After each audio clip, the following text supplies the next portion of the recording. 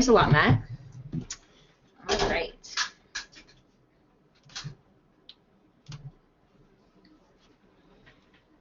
All right, so just to begin, I'm gonna basically just go over the basics and in regards to intrastate and interstate. And please excuse me if I say inter and inter or intra, and it doesn't sound like I'm saying one or the other. Really close in terms of how they're spelled. So if I'm not pronouncing it properly, please excuse that. But yeah, the main differences between interstate and intrastate commerce driving is essentially that if you are an interstate driver, you are driving between states or jurisdictions or multiple states, or even going through countries. So if you're driving and traveling between Canada and the US. If you are an intrastate driver, you're basically just staying or driving within a single jurisdiction or state. And also, it's important to know that you're regulated by the jurisdiction in which your driving happens if you are an intrastate driver. So that's just the main point in terms of intra. While in interstate driving, you're more federally regulated.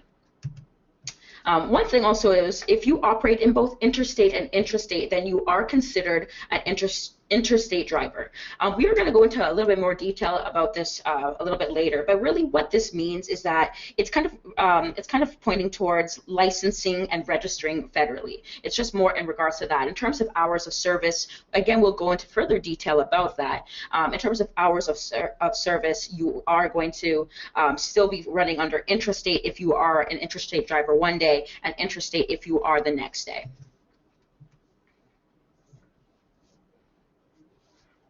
All right, so in terms of intra and inter, why is it even important to know this? So the main thing is that it can affect your hours of service. So if you are running the basic 70-hour, 7-day, or depending on what state you're in, there are going to be different hours of service rules that you'll need to follow, or you'll need to also take into account different exemptions. And again, I'll be going into further detail about that. It can also affect medical requirements, and again, this is kind of more depending on where you operate. It also can affect whether or not you're required to have a US DOT number. So for instance, intrastate drivers are not required to have a US DOT number unless they're hazmat drivers. And then also, it also affects whether or not you need to participate in the International Fuel Tax Agreement, or Ifta. So basically, in terms of just what Ifta is, and basically what it does for you is if you basically travel between jurisdictions, you are required to fill an Ifta report. Ifta covers fuel taxes only, so it doesn't cover road taxes or weight mileage taxes, for example. And also when you are doing Ifta, you have to report it quarterly. So yes, basically anyone operating a commercial vehicle in at least 2 participating jurisdictions would be required to fill Ifta. Basically, all the states, and okay, sorry, I should even say more that the states or provinces that are not part of Ifta, or not members of Ifta, I should say, are Hawaii, Alaska, and the District of Columbia. And the Canadian provinces that are not members of Ifta are Yukon Territory, the Northwest Territories, and Nunavut. And also, if you travel into Mexico, you're also not required to fill in Ifta reports at all. So basically, the importance, or why this is important, is it is essentially to distribute the fuel tax charges by jurisdiction in which the vehicle is traveled. So it's kind of just basically fuel tax charges are distributed among each jurisdiction. Also, another thing that's important is that if you are required to fill IFTA credentials and you don't do so, you can get a fine or a citation depending on the jurisdiction's law. So it's important that you do report IFTA if you are required to do so. And then also in terms of single interstate trips, if you are more of an interstate driver and you do have single interstate trips here and there, you can also just get a permit, and that are available for IFTA trips. IFTA if you are an occasional driver. So if you do interstate driving occasionally, you can actually just get a permit instead of actually signing up fully for the IFTA, like your IFTA license. All right. So in terms of BigRoad's benefit to you here, is if you have BigRoad's fleet subscription, you will have access to our vehicle mileage report, and that basically assists with your Ifta reports. It doesn't actually, the report that we provide doesn't actually give you the Ifta report. It just basically assists with that. So our report uses the driver's GPS mileage with the odometer mileage that either the driver enters or is collected from the truck if you're using DashLink. So if you're using DashLink, it automatically collects the odometer mileage for you. So yeah, with that information, the report will use the total mileage per day and associate with the GPS mileage collected from the device. So I'm going to basically just go, I'm going to actually just get out of this really quick, and I'll show you how it works with BigRoad.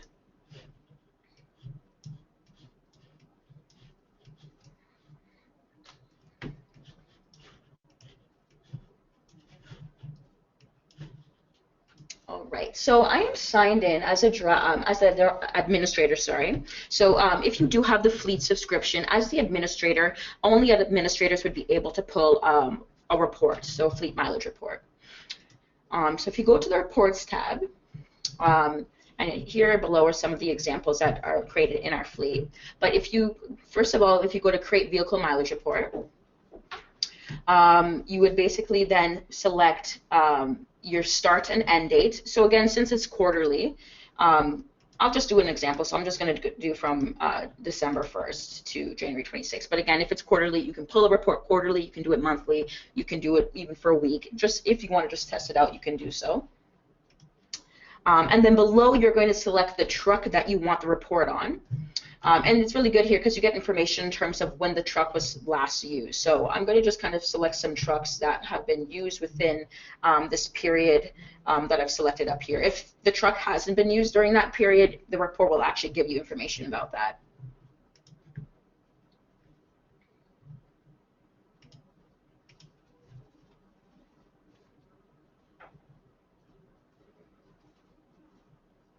All right, so once you select Create Report, it does take a couple of minutes to build the report.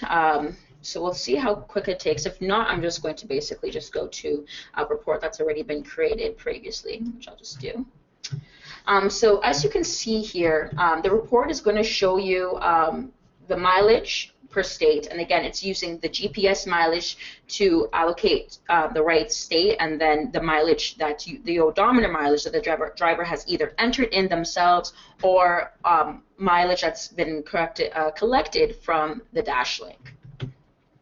And you'll be able to get further information about that below, and the report also shows you exceptions. So basically, sometimes if you take a look back up here, there are some unknown miles. This one has a lot of unknown miles, and again, this is more of an internal, it's BigRoad's internal fleet that we kind of use, so we don't always have, we're not always using it the same way a driver would, but basically, if you do have a lot of unknown miles, there are several reasons why that might happen. First, it could be if you are signed into the app, but you're off duty, and let's say you're even using personal conveyance or you're using your personal time, if you are still signed into the app, the GPS is still running in the back. So if you're off duty and you're driving home or you're walking around doing your own thing, the GPS mileage will then collect additional mileage. So if you said for the total day that your odometer mileage was 100 miles, but then the GPS is collecting an additional 25, a total of 125 miles, you're going to have some unknown miles. And then basically below where it says exceptions, you can use the exceptions to basically help you figure out what where that missing mileage came from. So it will kind of show you the truck number, the mileage that was collected from the odometer, and the mileage that was collected from the GPS. And if you click on any of the hyperlinks here, it will take you to the day, the truck, and who was using it, and kind of getting information from that. So for instance here, the total distance by this driver was 158 kilometers, but the trip sheet only collected 45 kilometers. And it's a really good thing to look at the trip sheet as well, because it can tell you if the GPS was also weak. If the GPS wasn't, if the GPS on the device was weak and wasn't collecting a lot of information, which this is that's what the dotted line means. The dotted line basically indicates that the mileage was weak. I'm sorry, the GPS was weak, and it kind of just gave an estimate in terms of where you were. So let's say even if you close the app, or if the app isn't even running in the foreground, if the app is running in the background, and then you later on come back to the app and you're in now a different city, it's going to basically put a dotted line from one area to the next area, because it's basically kind of estimating, okay, you were here and now you're here. We're estimating where you were. And so some of the GPS mileage doesn't get collected in those instances. So it is important. Another thing is also it's important to make sure that the device is getting charged while in use and that the app is running in the foreground to basically ensure you don't have too many of those issues. And also using DashLink also helps to improve the mileage with that as well. But yeah, so that's the basics in terms of the reports. Again, if you guys do have questions about that, leave it till the end, and we'll definitely try our best to go through all those questions.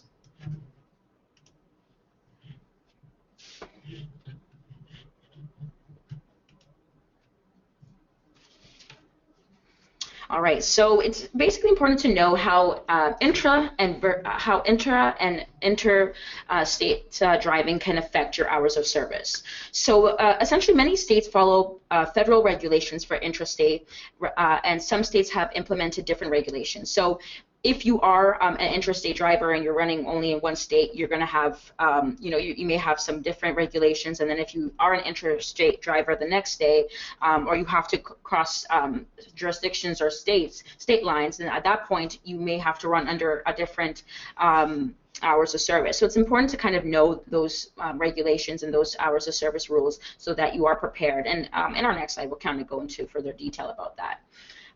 In the BigRoad app, we do provide for these notable states. We have the Alaska rules, we have the California rules, and we also have the Texas rule with the 150 air mile radius for short haul drivers. So we do provide those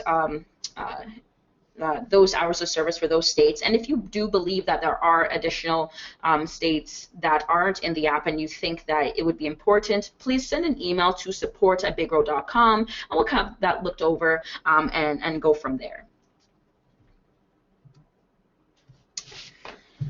So this is more where we kind of go into detail in terms of if you are switching between intra and interstate, and kind of basically the best practices in terms of how to do that. So it's basically important that you are that your log shows which rules you are operating under for each day. So if you are running if you are a short haul driver one day, you do want to make sure that you have that rule and exception selected in the app for, let's say, for yesterday. And then if you are driving as an interstate driver, you want to make sure you have those rules selected for today. In regards to that as well, it's important that you're compliant with your current rules that you're running under, and that you also plan ahead for this. So if you are running if you are running an interstate rule one day, and again you're running an intrastate rule the next day, you want to make sure that if you get stopped, that for the past 7 days, regardless, you are basically going to be compliant regardless of what hours of service rule you've selected. And you want to make sure that the state that you're in, you're running those rules and that you're compliant under those rules for that day. So it's always making sure you plan ahead for this. And it's even the same with if you're traveling between the US and Canada. It's very important because if you go into Canada, they look at the past 14 days, while in the US they only look at the past 7 days. It's important that if you have been driving in the US for the past 7 days and then you go to Canada tomorrow, you have to also make sure that once you get to Canada that you have been compliant for the past 14 days. If not, you are going to be, you would be given a citation or a fine. So it's very important that you plan ahead for these kinds of things so that you don't get in any trouble in that sense. All right, so we'll get here now to the end for some questions that you guys may have. So just bear with us one moment as we go through some of that.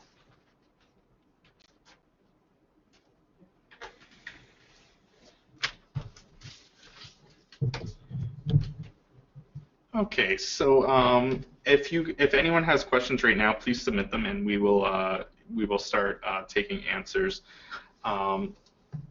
Deb, could you maybe, I was wondering, we don't have too many questions right now, so I was wondering if you could just show everyone, along with BigRoad's reports for truck mileage, Why don't we show everyone how BigRoad can pull reports for hours of service for drivers as well? Oh, yes, absolutely.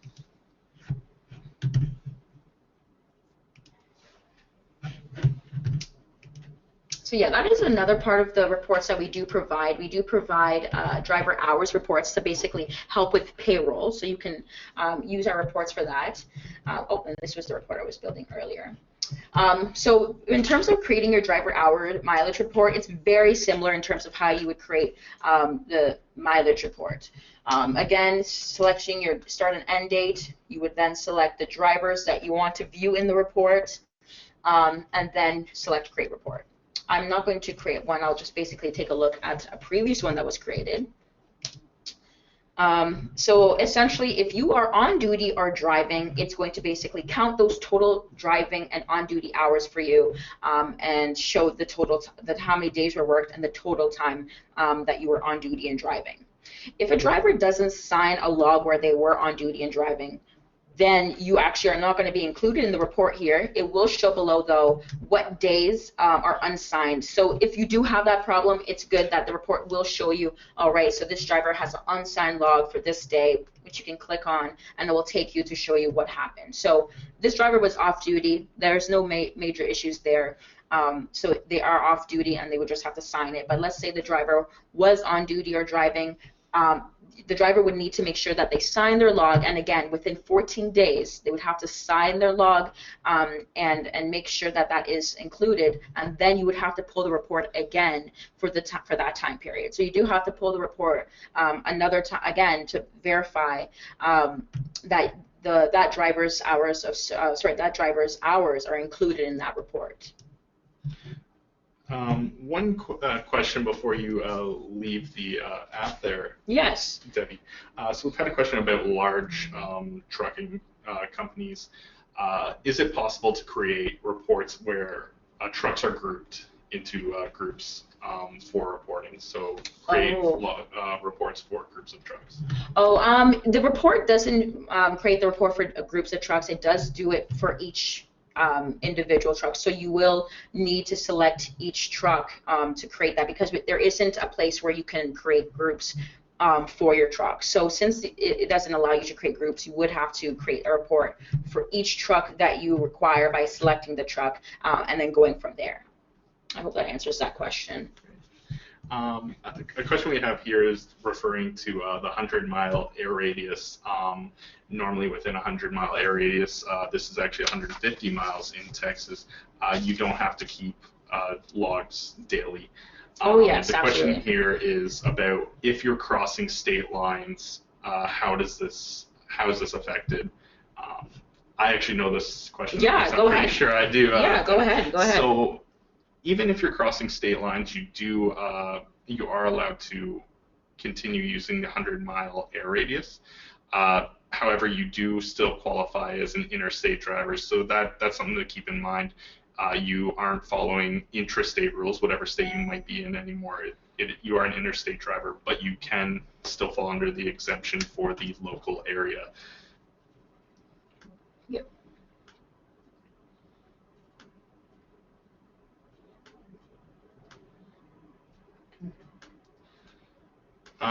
Some others were just asking sort of how the differences between state rules work. For example, Deb, if you could go back to the slide that had those 3 states. Oh, yeah, absolutely.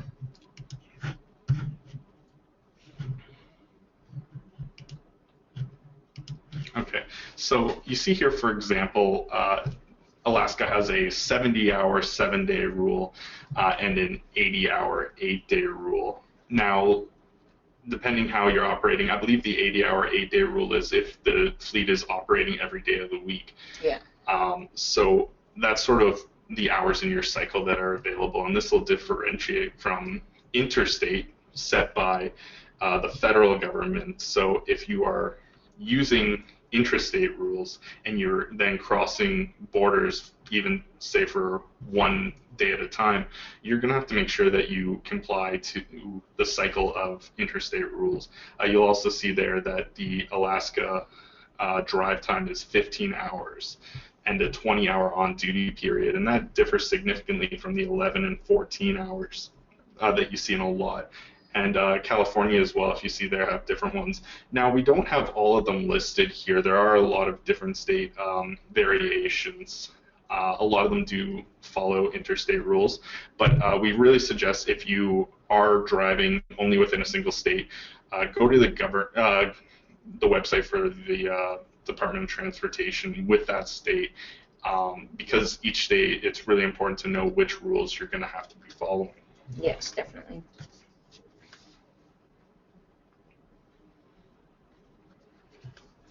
Okay, so we had a question about whether, if a vehicle is under 10,000 pounds gross vehicle weight, whether they're going to need to do logs. So I think in this instance, it really depends what you're using the vehicle for. There's a lot of variation on how something qualifies as a commercial vehicle. The FMCS website, I believe, can clarify on that, but basically, if you're using a vehicle for commercial use, you're likely going to have to be using driver logs.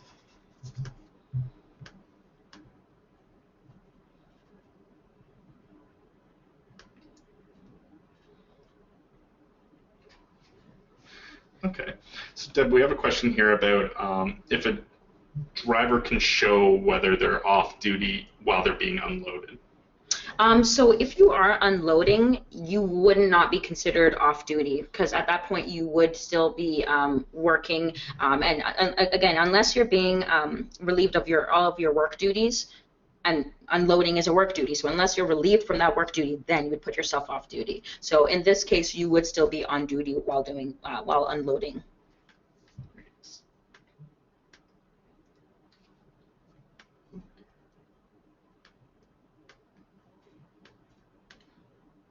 Okay, so we have a couple questions about if you're driving intrastate in Texas, for example, and then you go to interstate. What are the logs within BigRoad itself going to look like? Oh, yeah, good question. So basically, the logs there isn't going to be a major change. I mean, the lines are going to look the same and everything. It's just that on the log, and let me see if I can show an example of that.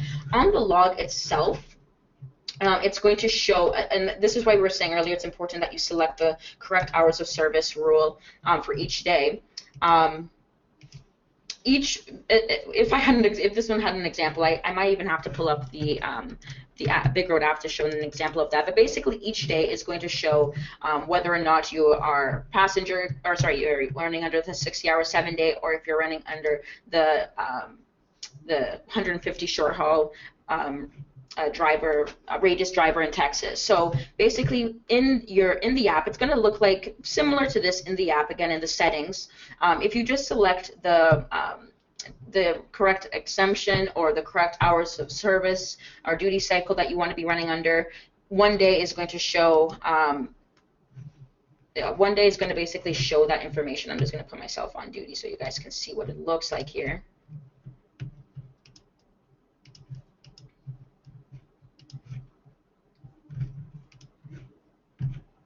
So basically here it's going to show US 70-hour 8-day, and then if you are running with, let's say now you're going to add a specific exemption the next day, then it's going to then show that you are running under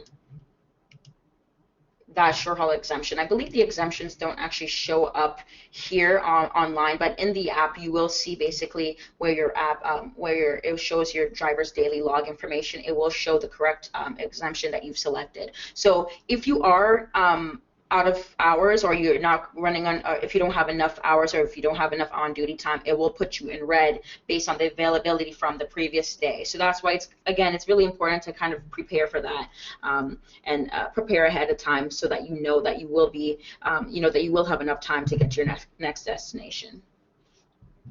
While we're on the reports and the logs and everything like that, we had a question about where you're pulling the report from. It was asked if it's only under drivers. So I believe that you can actually run reports for both drivers and trucks. So yeah, depending on what it is. if you're doing the vehicle mileage report, the mileage report is only running it based on the truck. If you're doing the driver hours and mileage report, that is based on only the driver. So the vehicle mileage report is based on the vehicle's mileage, not the driver's mileage. So vehicle mileage is for the vehicles, driver hours is going to be for each individual driver. Okay.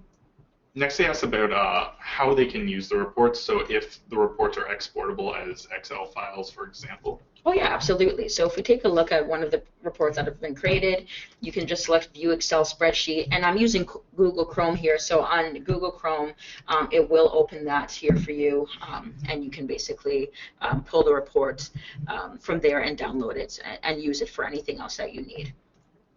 The next question is about the GPS unit and how that sort of works with BigRoad.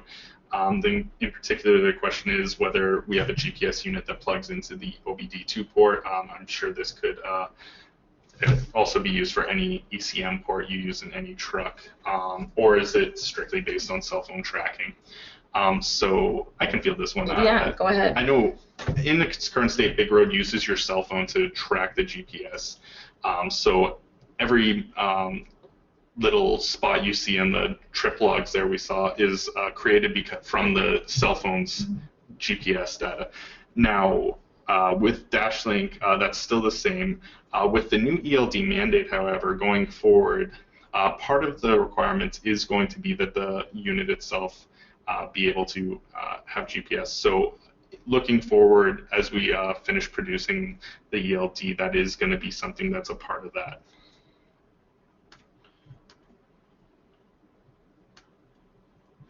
Just a question about driver reports, Deb. Yeah. Maybe if you could pull one up just to see the questions on whether it shows miles driven as well as hours. Oh yeah, good question. And yes, I believe it does. The driver hour report does. Oh, sorry. Let me go to the previous driver hours report. So here it shows the total miles. So for if you look at each driver, it will show you, of course, how many days were worked. So over the course of 3 days, how much time driving, how much time on duty not driving, the total time for that, and the total miles. So it does give you, it is a driver hours and mileage report. It does give you total miles. It doesn't break down the mileage, of course, like the other report does, but it does give you the total miles that were used for that time. So I guess it can be used for additional things, I guess, to kind of calculate if that would be correct in terms of how much time driving and how much on-duty time, and then the distance. So the report kind of helps with that as well. Yeah, I think for things like payroll, depending how you do, some companies may choose to do hourly rates. A lot still use mileage. So seeing how much a driver has driven it helps verify the payment that you're giving out based on that. And I believe this report would use just the odometer mileage as well. It wouldn't be using the GPS miles for this. It would be using the odometer mileage. Yes. Again, these reports are going to be even more accurate if you're using DashLink, which is our engine-connected device, AOVRD, soon to be an ELD. So keep that in mind when you're looking for accuracy in terms of mileage tracking and things like that. You really are going to get the best bang for your buck using an engine-connected device. Right. Well, that looks to be all the questions for now. So I'd like to thank everyone for taking the time out of their day to sit down and look over this with us. Again, we will be posting a recording of this, so if you'd like to share it with anyone, please, you will get an email in a few days letting you know when the recording is up, and you'll be able to do so. Thank you very much. Take care.